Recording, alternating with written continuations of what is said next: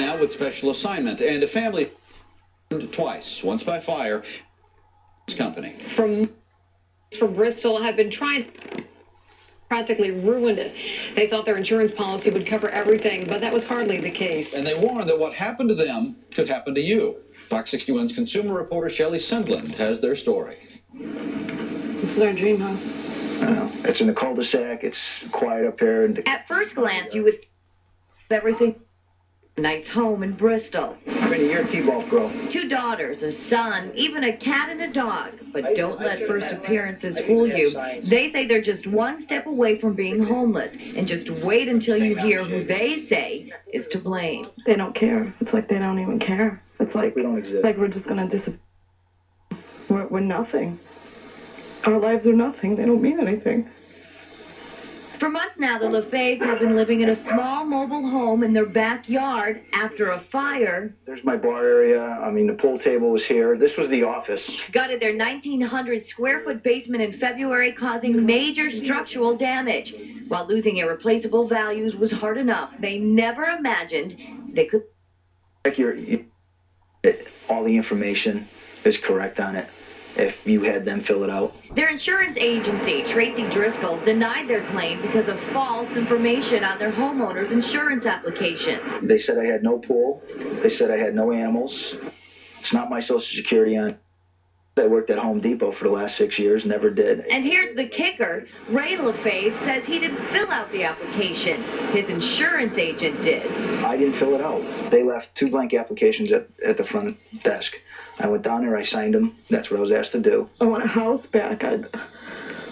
I want what is owed to us from our policy.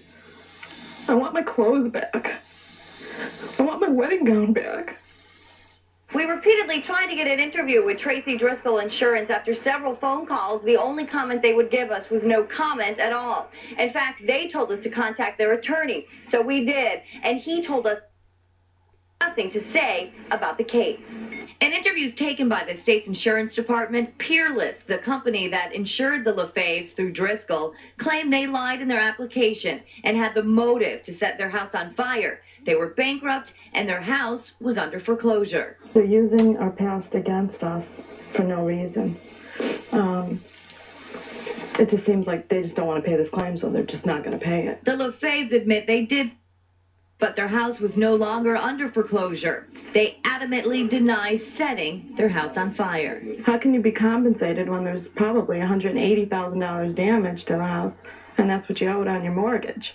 You're not going to get financial gain out of it. While an attorney for Peerless Insurance had no comment, the company admitted in paperwork submitted to the insurance commissioner they only had circumstantial evidence and no real proof. The cause of the fire was listed as undetermined by Bristol's fire marshal. In fact, the fire marshal was quoted in the local newspaper as suspicious.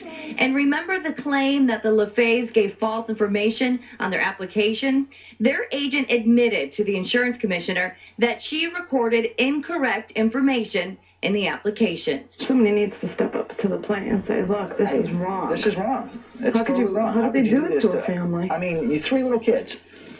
When it gets cold, LaFave says he'll be forced to move his family to Florida to stay with relatives there. Daughter Brittany doesn't want to go. Because I like staying here. It's my home. A home that for now is in ruins. On special assignment, Shelley Sindland, Fox 61, News at 10.